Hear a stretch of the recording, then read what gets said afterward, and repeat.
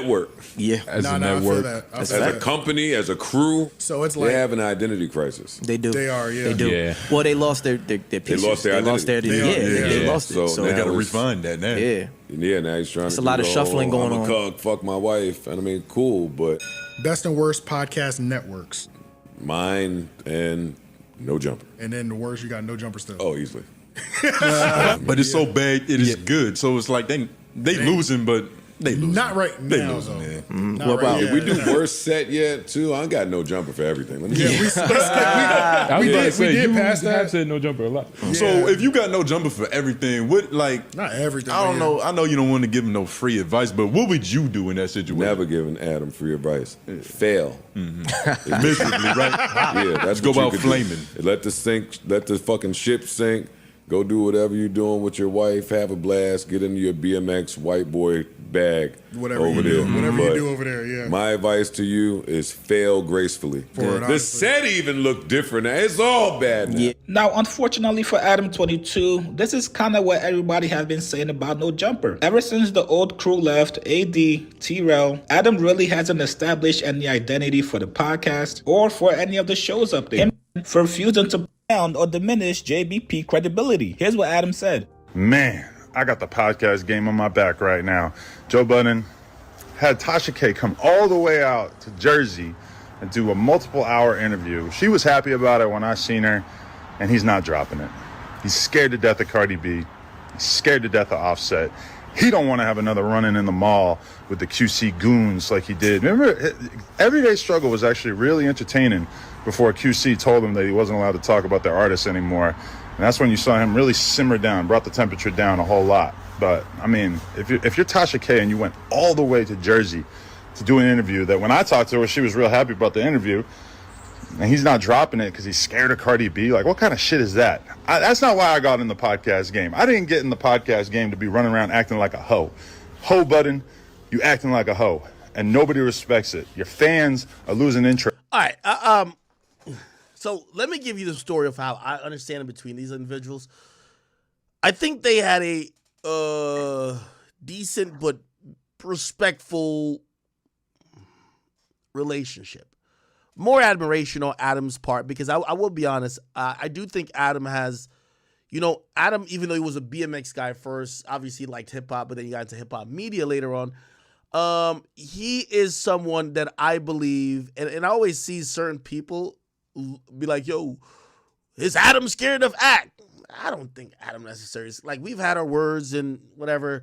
I mean, he know how I get down, right? But I don't think he's scared of me. I think Adam is a little bit respectful, honestly, in terms of hip-hop journalists and the lanes people have played. I think Adam would probably admit that when he came in and saw what I was doing, that gave him some inspiration and probably also made him curtail a few things. And also that synergy among even the audience that I had helped him grow and obviously help the scene. Like not just only him, just everybody, right? So I think Adam looks at me and be like, yo, listen, for this independent media shit that he's obviously a beneficiary of now, it's like, yo, this nigga Ack has done his thing. That's respect right there. I think that's what it is, if you ask me at this point, right? I think he's had a lot of respect for Joe Budden, tremendous respect, in terms that Joe Budden's a great orator. Joe Budden's one of the best in the game at this media stuff. But also Joe, in terms of his podcast is really dope. His podcast has been there before pretty much every other podcast and has been very highly engaging and entertaining. Okay? Now, this is where it goes left. The problem with Adam at times is that with someone with that mentality, they go into spaces hoping to get embraced. And they go in there not realizing that, again, I'm black, obviously, but when I started my media journey, and even till now, they're still trying to slam me for the war in Chirac. A lot of people were very upset about how I covered issues between people or beefs or, hey, why you gotta, you're an they had a lot of things to say about me.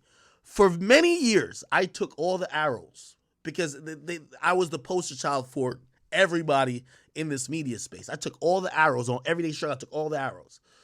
Then somehow I got in the favor of a few people.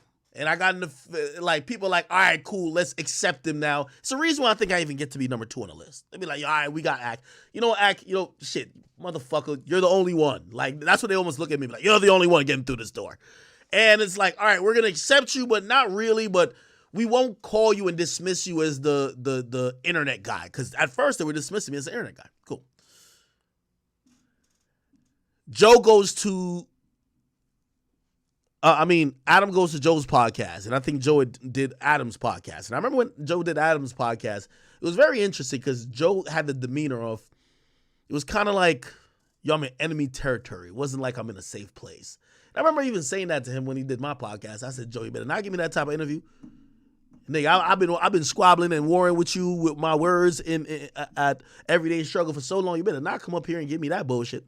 And he gave me an amazing interview. Amazing. Joe's always been great with content with me, and every time I give content to him, it's always been great as well. But then Adam goes to Joe's podcast when it was back in Park's basement in New York. And Joe had some new co-host. And it didn't go too well. Because they were trying to make a point. And by the way, I've been in that seat many times where people are trying to make a point about how I cover stuff or blah, blah, blah, blah. And Adam had his counterpoints. Now, where I think that there's some resentment there is that I think they left that room and they said, we violated Adam. Later on, and this is where, it's like sometimes I always say every Reddit is a curse. Like if I tell every creator, you don't want to get ruined, don't look at a Reddit, okay? There's nothing wrong with it, like what a Reddit is, but usually the people who are on a Reddit, they're there to see destruction, not there to like really have, and like they're there to point out what's wrong on a Picasso. They're not there to say, oh my God, this is hella beautiful. Yeah, maybe one little speck, but it's beautiful. So they're not admirers as much, right? And admirers doesn't mean dick sucking. But that's just the nature of what I've seen most Reddit, okay? It doesn't matter who. Flagrant Reddit, Brilliant Idiots Reddit, Joe Budden's Reddit, No Jumper Reddit, like everybody's Reddit. Okay. So the Reddit after there took the conversation that these two had, and they actually said, to be honest, Adam didn't really get violated that much. Actually, he had a great point. He made a phenomenal point. And the point they were calling him out about was him posting certain things, especially maybe him taking advantage or monetizing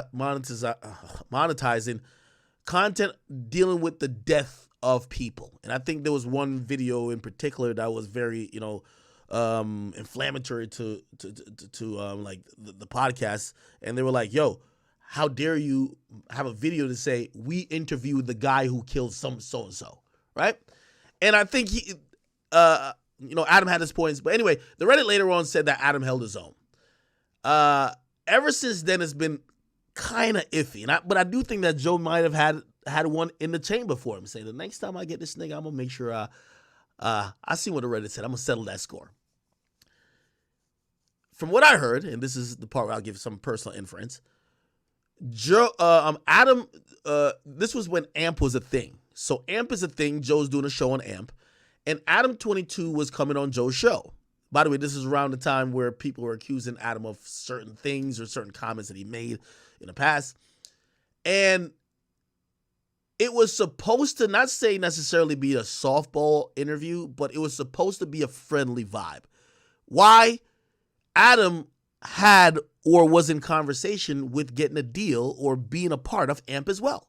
So it was almost like you get a bigger creator or another creator to welcome your next creator. So it's like, oh, what's up with young man, blah, blah, blah, blah.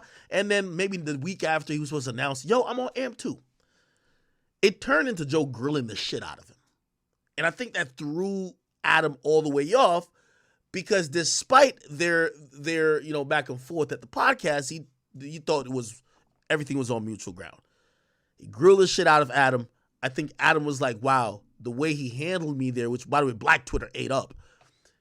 The way he handled me there isn't someone that I could look up to as much because I lost a little bit of respect, and also not someone who I could really hit on the side and consider we have a cordial, I don't necessarily say friendship, but acquaintance. Ever since then, Adam goes into his arc of Big 22, and he's going against his co-host, and then Joe and his co-host may have said something, and he just started giving it to Joe. Like there's no more respect even heard or seen. That's where you get this video from. And I think this is where Joe is giving him back the same energy. But I don't think it's like necessarily, it's not that personal where it's like, there's going to be a war of words really back and forth. I think Joe treats Adam like Vlad, meaning, I'm not going to sit here and argue about you every day, but anytime your name comes up in conversation, I am going to slam dunk you. And I think that's why you get that. Now, I think I give a really good synopsis of what I believe is happening. Right? No? But, yeah, who knows? But let me hear these comments again. No Jumper were recipients of such awards. Here it is. Outside No that. Jumper as a whole. Podcast has gotten- What's Whack happened over 100 is really. That's saving my it? man. Yeah, if that show ain't there. Yeah. If that show ain't there, Then it's rough. It's that tough. whole, Yeah. you could throw that whole shit in the. That's a fact. dump. Now, I'm going to be fair. And you see, I just try not to be a hypocrite in situations like this too. What Adam has with No Jumper is a little bit unique, right? I'm gonna compare it to two things, and I'll even use myself as an example. Joe Budden has a very successful podcast, right? His podcast is an A+, probably one of the best podcasts out, period. But Joe Budden attempted to do a network.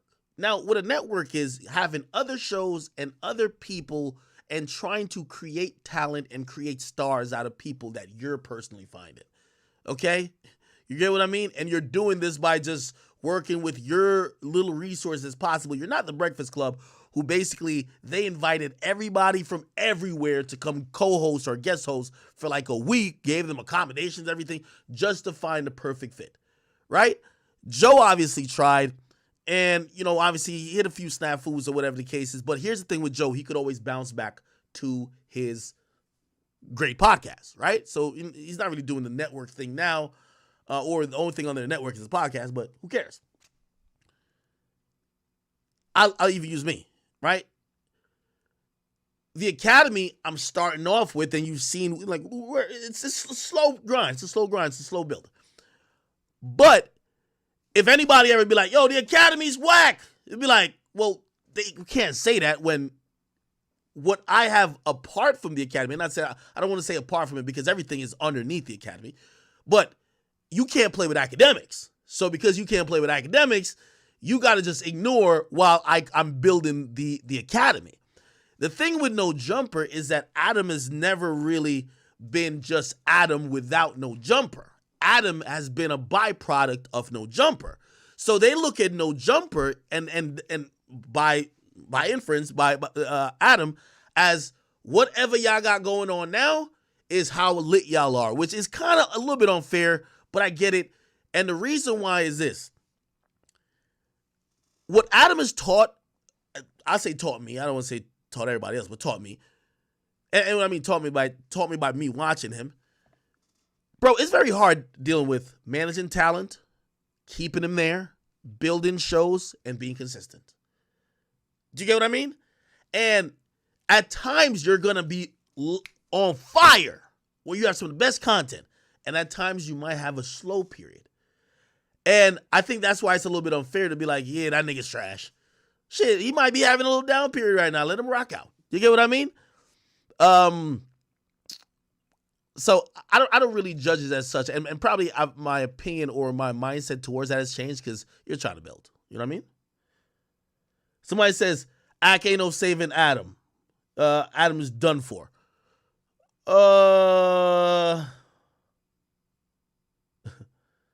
You said what?